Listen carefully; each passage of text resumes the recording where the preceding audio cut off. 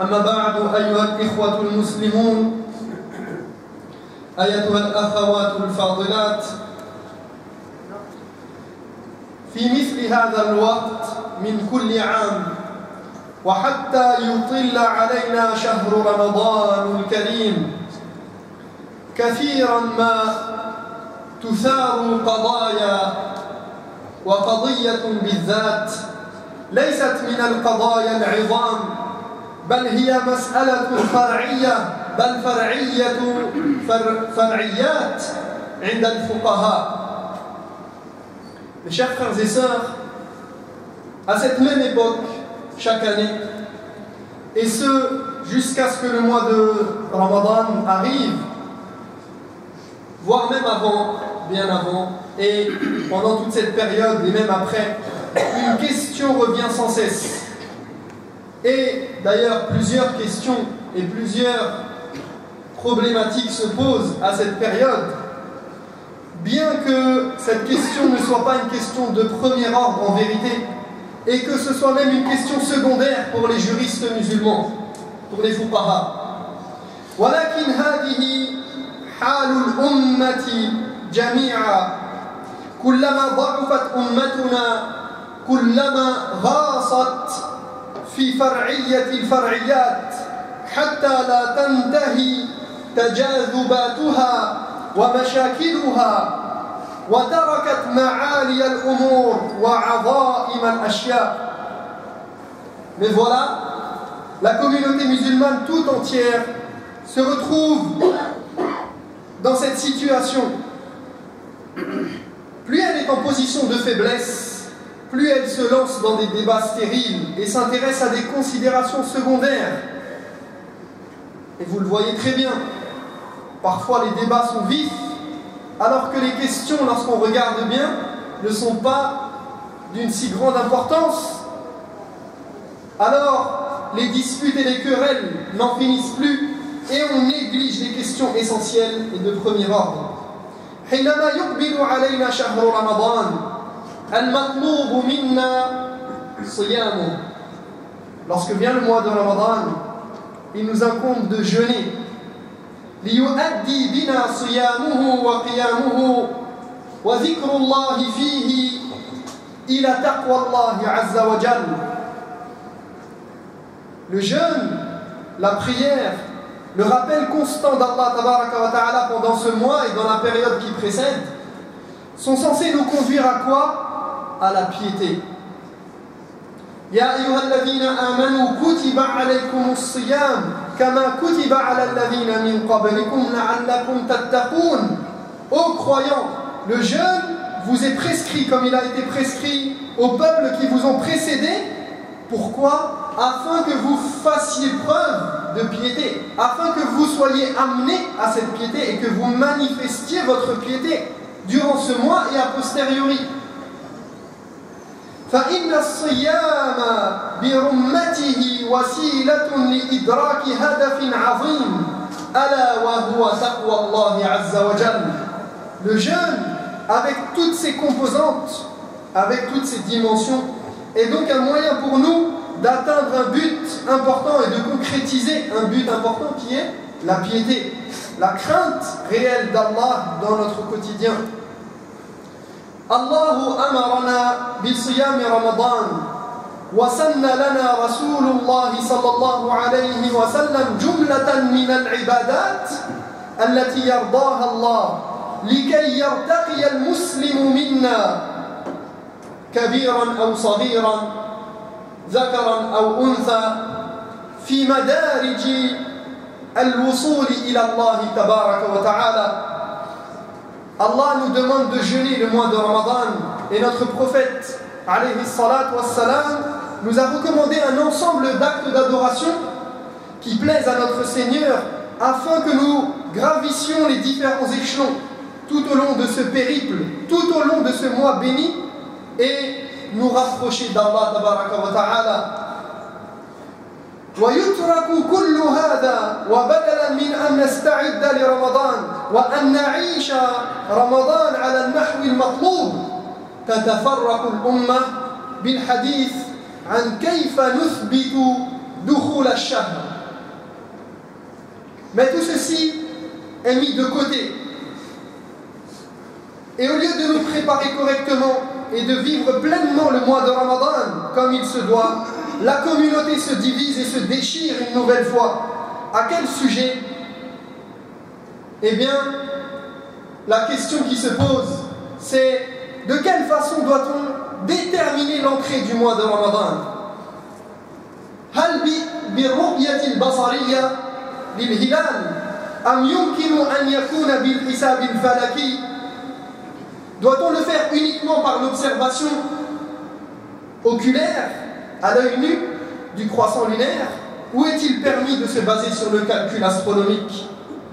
ويبدأ الناس المتخصص وغير المتخصص العالم والعامل الكل يتحدث في هذا. Et chacun y va de son avis, le spécialiste comme le profane, le savant comme le simple croyant. سواء أكان له تخصص شرعي أو تخصص فلكي أو لا شرعي ولا فلكي بل هواية الناس الحديث فيتحدثون. Qu'il soit spécialisé dans les sciences religieuses ou en astronomie ou bien ni l'un ni l'autre, tout le monde donne son avis puisque le passe-temps préféré des gens est de débattre. بل ويزيد الأمر من حد الحديث إلى التنازع والاختلاف والمشاكل وارتفاع الأصوات في المساجد. Seulement, on passe très vite des simples discussions aux disputes, aux désaccords, aux accrochages et aux éclats de voix en pleine mosquée, juste après la prière. هذا يقول يجوز وهذا يقول لا يجوز. هذا يقول ضروري لا مفر منه وهذا يقول بدعة ضلالة ويتهم بعضنا بعضا. L'un dit c'est permis, l'autre c'est interdit. Lui il dit il n'y a pas d'autre solution et on est obligé de passer par là, et l'autre parle d'innovation, d'égarement, et chacun s'accuse mutuellement. وهذا كله ينافي روح هذا الشهر المبارك والسكينة والطمأنينة والائتلاف والأخوة التي ينبغي أن تمتلئ قلوبنا أو أن تملأ قلوبنا ونحن سوف نصوم جميعا مهما كان رأينا وموقفنا. N'est-ce pas en contradiction avec l'esprit de ce mois béni? N'est-ce pas opposé à la sérénité, la paix, l'union des cœurs et la fraternité qui devrait habiter nos cœurs justement à ce moment précis? Puisque de toute façon, qu'on le veuille ou non, nous allons finir par jeûner tous ensemble, quelle que soit notre position sur la question.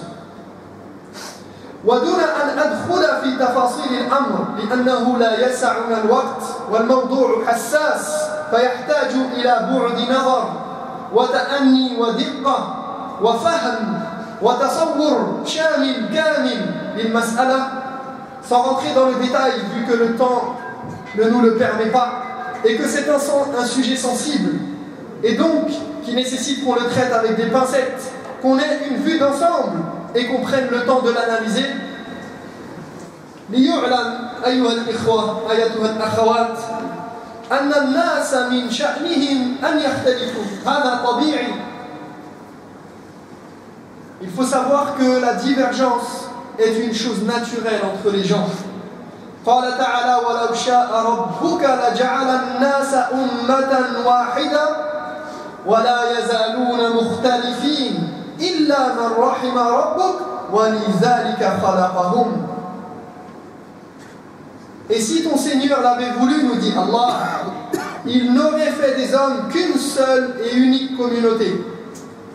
Or, ils ne cessent de diverger, ils ne cessent de se dresser les uns contre les autres, à l'exception de ceux auxquels ton Seigneur a accordé sa miséricorde, et c'est pour cela qu'il les a créés.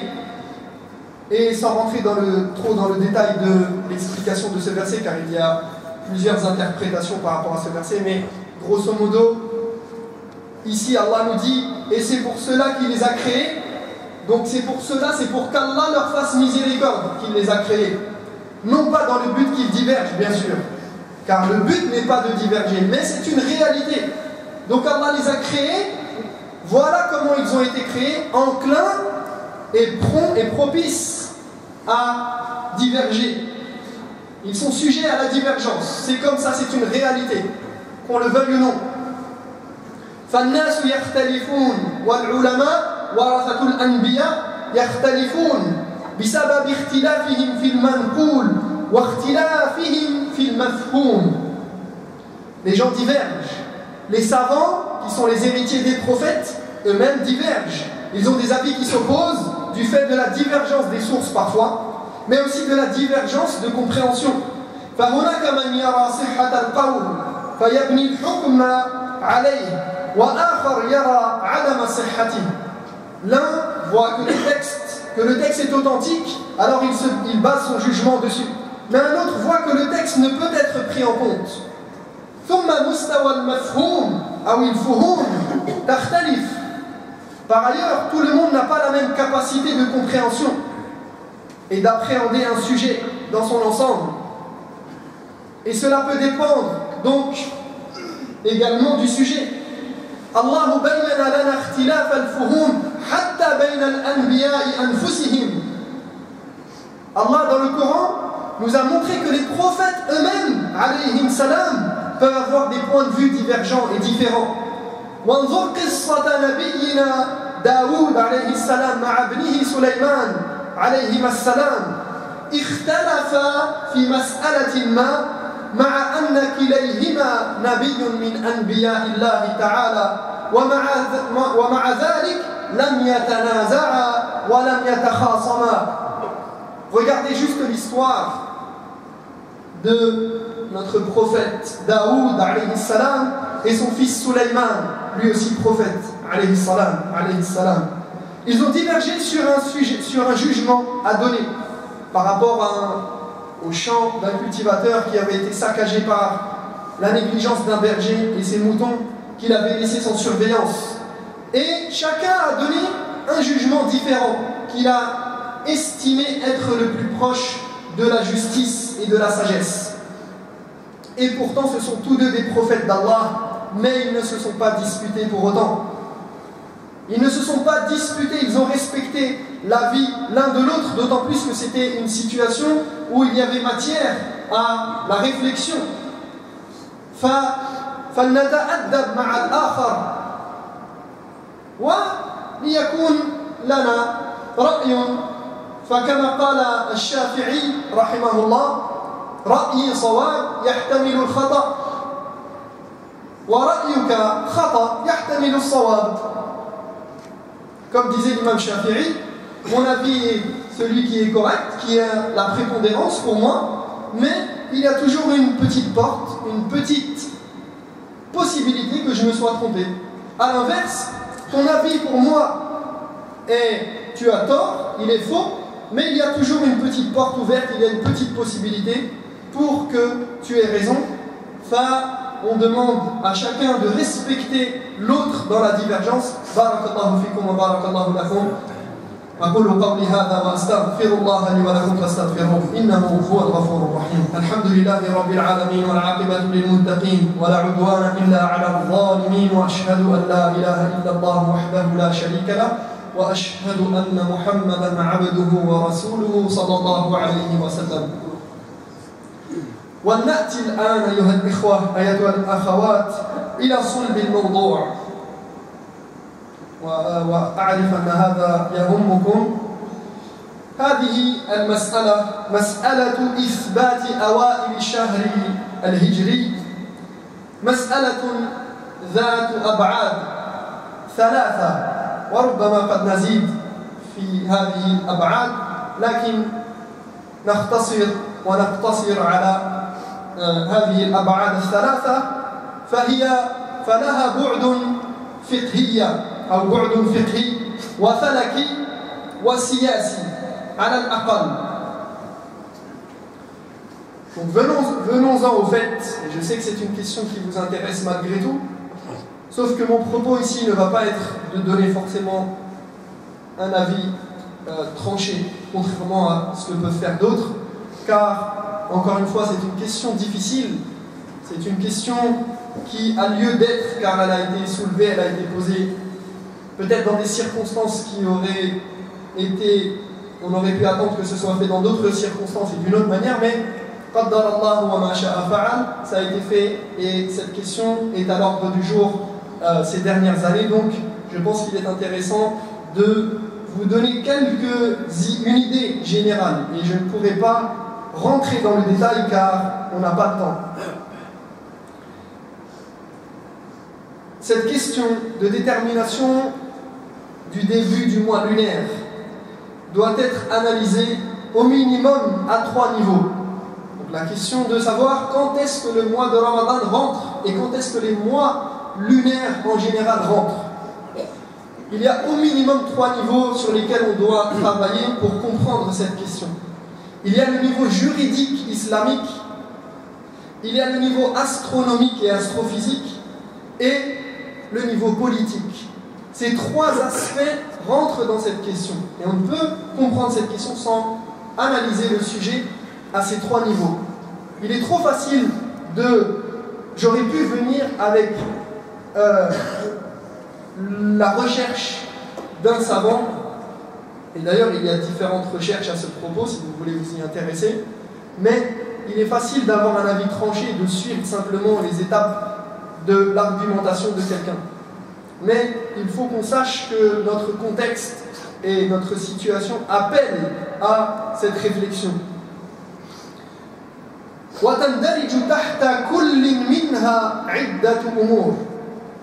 Donc chacune de ces dimensions englobe différents aspects. Donc quand je vous dis juridique, au minimum juridique, islamique, astronomique et politique, il faut savoir que dans chacune de ces dimensions, ou chacune de ces dimensions englobe différents aspects.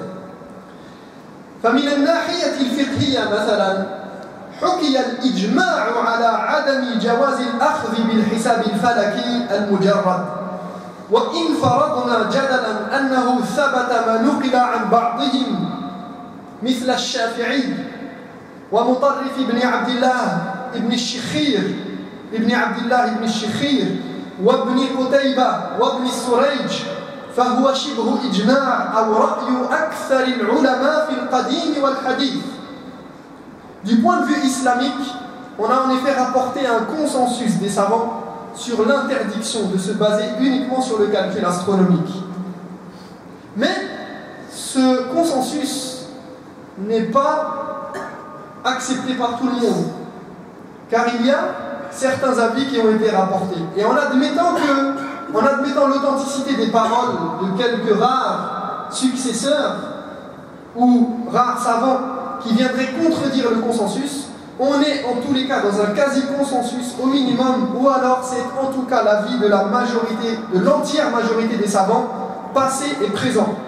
Sachant que comme l'ont montré certains savants tels que le savant malikite Ibn Abdel Barr, qui est un spécialiste et vers qui on revient souvent en matière de consensus des savants, eh bien il a montré que ces paroles qui étaient rapportées, qui venaient contredire le consensus des savants sur l'interdiction d'utiliser le calcul astronomique, eh bien ces paroles étaient infondées. Donc voilà le propos. En gros, l'entière majorité des savants considèrent qu'on n'a pas le droit d'utiliser le calcul astronomique, et certains qui viennent contredire ce consensus, ils disent il y a quelques savants dans le passé qui ont contredit ce consensus. Sauf qu'il y a une divergence sur la transmission de ces paroles. Est-elle avérée ou non? Donc ça c'est un des points. Parmi les différents points que je vais citer, je vais en citer juste quelques-uns pour que vous voyez l'ampleur de la question et de la réflexion sur la question. أما فهم النصوص فهذه النقطة ثانية فحديث نحن أمة أمية قال عليه الصلاة والسلام نحن أمة أمية لا نحسب ولا نكتب الشهر هكذا وهكذا. هل الأمية في الحديث وصف وعلة إن زالت زال الحكم معها؟ Ensuite, il y a la compréhension des textes au-delà du consensus ou non. Par exemple, le hadith où le prophète a dit « Nous sommes une communauté illettrée ». nous n'utilisons pas le calcul ni l'écriture. Est-ce que ce hadith fait référence d'abord à une caractéristique générale qui n'est pas vouée à disparaître, ou bien est-ce quelque chose de très précis et qui parle du calcul astronomique en fait et de l'écriture des tables qui permettaient justement à l'époque de savoir comment les astres, le mouvement des astres et des planètes? Certains disent que c'est une caractéristique générale de l'époque qui fait que lorsqu'elle sera amenée à disparaître, donc cette caractéristique de ne pas savoir comment fonctionne le système solaire et comment calculer, et bien lorsque cette caractéristique aura disparu, et bien nous pourrons nous réfugier vers cet acte-là. Donc il y a une divergence ici, même si les anciens disent que ce n'est pas là la compréhension première du hadith. Au contraire, ils savaient calculer, et la preuve c'est que certains actes dans la religion sont basés sur le calcul et sur cette écriture, notamment la science de l'héritage. Lorsqu'on donne un tiers à tel, on donne un quart, etc. Donc ceci est un autre point. Autre chose, وَمَسْأَلَةُ اعْتِبَارِ اخْتِلَافِ الْمَطَالِعِ وَقَوْلُ الْجُمْهُورِ جمهور الفقهاء بخلاف ما سمعتم وما يقال أحيانا وما يكتب في الكتب اعتباره. Une autre question qui rentre en ligne de compte est la divergence sur la considération des différentes régions du globe. On est bien d'accord que le soleil ne se lève pas en même temps à tous les endroits du globe. Donc il en est de même pour l'apparition de la lune.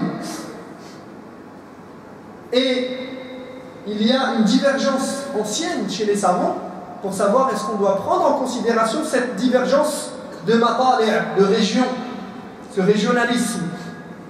Est-ce que donc ces régions du globe qui ont une partie de la nuit en commun, ou bien chaque pays de manière indépendante des autres? Chacun jeûne, par exemple, la France va jeûner, alors que l'Angleterre ne jeûne pas le même jour. Doit-on considérer cette différence de localisation? Et à savoir que contrairement à ce que certains disent, et ce qui est propagé parfois, contrairement à cet avis qui est propagé, c'est que la majorité des savants, Jumhur al-Ulama al-Fuqaha, voient que chaque pays doit jeûner et rompre indépendamment des autres. Et certains rajoutent le fait que la localisation se fait par rapport à une partie de la nuit en commun. ثم مسألة الاعتماد على الحساب الفلكي في النفي دون الإثبات.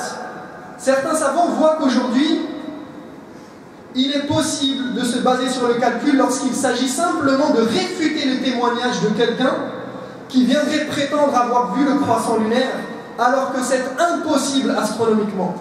C'est-à-dire que l'astronomie, les calculs astronomiques prouvent qu'il est impossible de voir l'astre alors que la personne vient et dit « j'ai vu le croissant lunaire ». Alors, beaucoup de savants aujourd'hui se basent sur cette faculté à travers l'astronomie de pouvoir dire que non, c'était impossible, cette personne s'est forcément trompée. Donc là-dessus, il y a une divergence chez les savants. Donc ils disent que on peut prendre en considération le calcul astronomique pour réfuter un témoignage, mais non pas pour affirmer l'entrée du mois. Donc ça, c'est simplement un petit résumé très bref de la divergence du point de vue simplement juridique, du point de vue des arguments au niveau islamique. ومن الناحية الفلكية انتهى أحد المتخصصين المعاصرين إلى النتيجة التالية فيقول إن التوفيق بين الرؤية والحسابات الفلكية ضرورة لا مفر منها. Du point de vue de l'astronomie, il y a énormément de choses à dire, mais on peut simplement, je vais vous citer les paroles d'astrophysiciens. Un astrophysicien arabe contemporain et un astrophysicien français contemporain. Un astrophysicien arabe en arrive à la conclusion suivante. Il nous dit associer l'observation à l'œil nu et le calcul astronomique est indispensable et on ne peut faire autrement à l'heure actuelle. فكيف نقبل يقول كيف نقبل شهادة شخص برؤية الهلال ونحن نعلم أن القمر قد غاب قبل الشمس. il dit comment peut-on accepter le témoignage de quelqu'un qui dit avoir vu le croissant alors que nous savons pertinemment que la lune a disparu avant le coucher du soleil.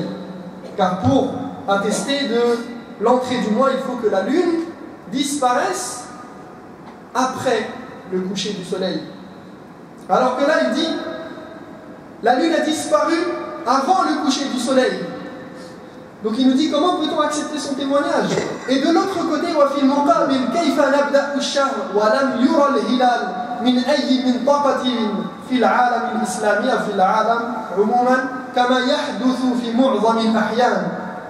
Il nous dit d'un autre côté comment peut-on débuter le mois alors qu'à aucun endroit sur terre le croissant n'a été vu, comme c'est souvent le cas aujourd'hui. وهناك مسألة ظنية الحساب وهل يخطئ الفلكيون في الحسابات أو في تطبيق الحساب. Il y a aussi la question de la fiabilité des calculs astronomiques, car certains remettent en doute le caractère soi-disant infaillible du calcul ou des astrophysiciens, d'autant plus qu'ensuite ce sont des personnes qui traitent ces calculs pour leur donner une application concrète. ووفقا لأحد الفلكيين الفرنسيين الحساب الفلكي لا يعتمد على طريقة منتظمة فقد يؤدي إلى نتائج مختلفة لعدم وجود ضوابط مستقرة لدى الفلكيين. فيقول يقول مثلا فلكيان مختلفان يعتمدان على الحساب ولكن أخذ طريقتين مختلفتين في تطبيق الحساب وفي الضوابط فهذا يؤدي إلى نتيجتين مختلفتين مع أنهما اعتمدا على الحساب الفلكي.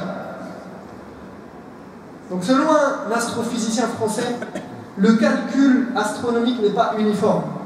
Des personnes peuvent aboutir à deux dates, il nous dit des personnes peuvent aboutir à deux dates différentes en ayant eu recours toutes les deux au calcul, car elles se seront appuyées sur des critères de calcul différents.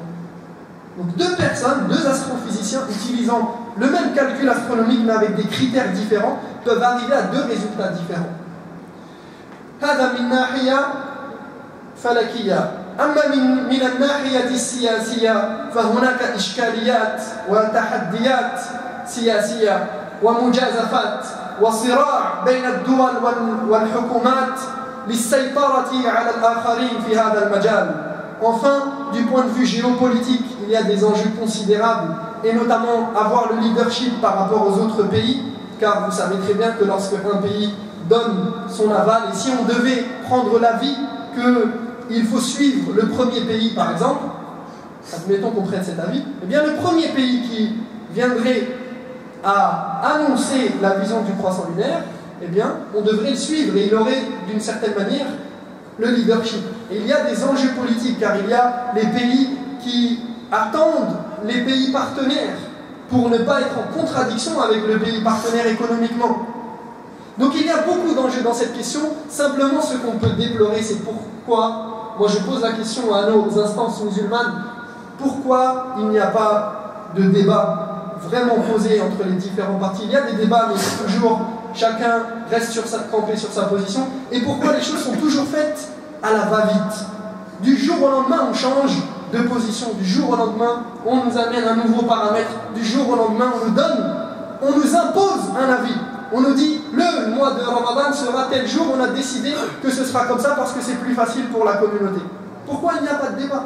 Pourquoi on ne rentre pas dans quelque chose de plus instructif pour la communauté musulmane et chacun participe. وأختم كلامي بحديث النبي صلى الله عليه وسلم عن أبي هريرة رضي الله عنه أن النبي صلى الله عليه وسلم قال الصوم يوم تصومون والفطر يوم تفطرون والأضحى يوم تضحون. Abu Huraira radiallahu anhu rapporte que le prophète sallallahu alayhi wa sallam a dit: le jeûne commence quand vous décidez de jeûner, la rupture se fait quand vous décidez de rompre, et le sacrifice quand vous décidez de sacrifier.